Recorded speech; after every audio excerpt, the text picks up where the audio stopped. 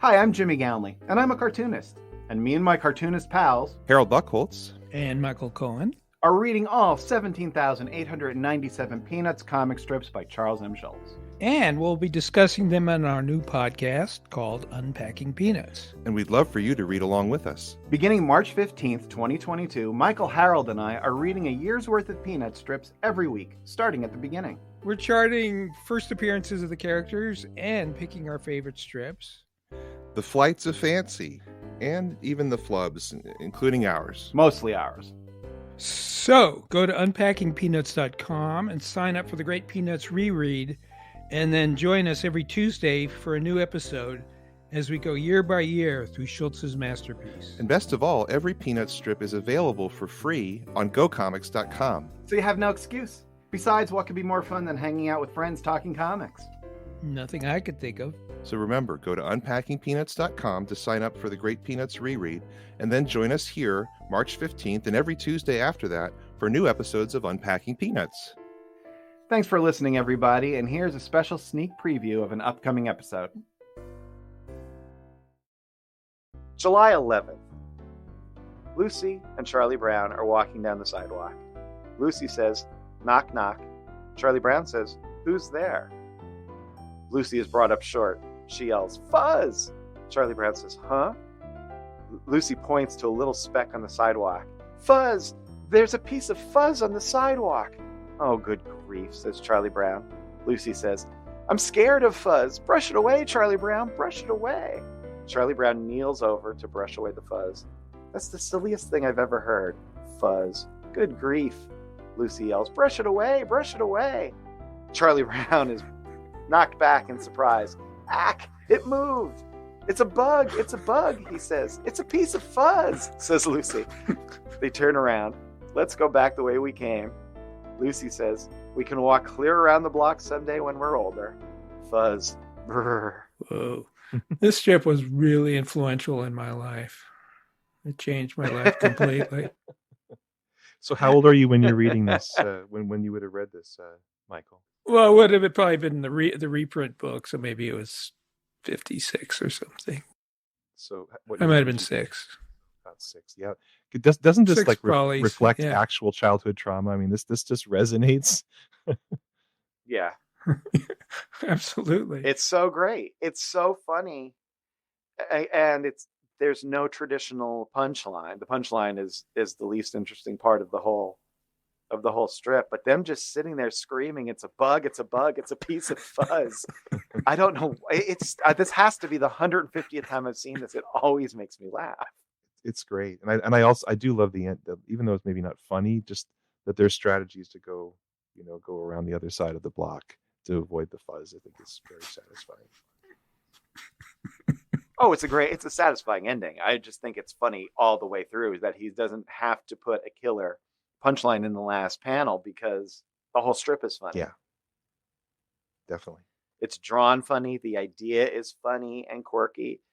The dialogue is funny. It's really, really good.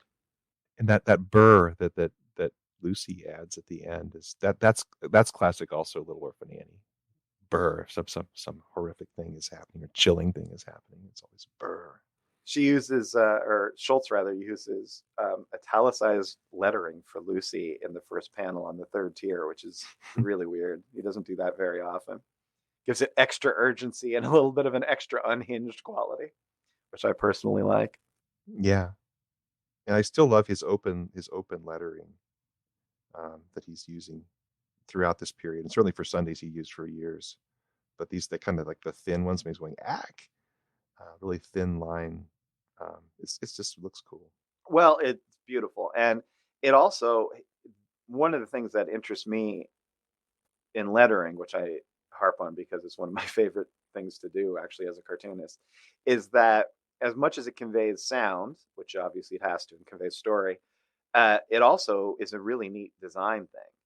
This comic strip looks better because of the placement of the lettering, because of the quality of the lettering. It just adds a really nice life and design element to it. It looks great. It does, and I see in your Amelia Rules graphic novel series and in your scholastic ones like The Dumbest Idea Ever, you're constantly building the I see that Schultz influence where you're building a page, and lettering is the art and art is lettering. They kind of merge the way Schultz does, and it's just really gorgeous.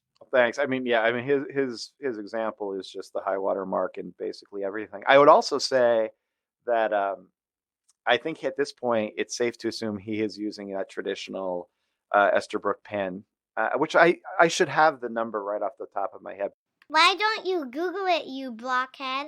But you know what? I will give Harold permission to Google this if he wants to, because this drawing is like super, super facile, and it just looks great. I think at this point he's well into using that pen. Yeah, what is that magic number he used? Esterbrook he used. Esterbrook has done a whole article on him. Yeah, it's the 914 nib. There you go. The Radio 914 nib. The Radio 914. And it's actually have an article on it at the EsterbrookPens.com website about Peanuts and Charles Schultz, although they misspelled Schultz's name with a T.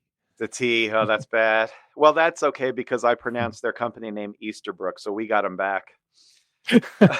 Take that, the man. Big pens. Anybody who is a cartoonist out there who wants to, they should try to find one of those nibs online and experiment with it. It's really fun. So there you have it. If that's your kind of thing, join us back here on March 15th, and we'll start from October 2nd, 1950. Hope to see you soon. Unpacking Peanuts is copyright Jimmy Gownley, Michael Cohen, and Harold Buchholz. Produced by Liz Sumner. Music by Michael Cohen. Additional voiceover by Aziza Shakrala Clark. For more from the show, follow Unpack Peanuts on Instagram and Twitter. For more about Jimmy, Michael, and Harold, visit unpackingpeanuts.com.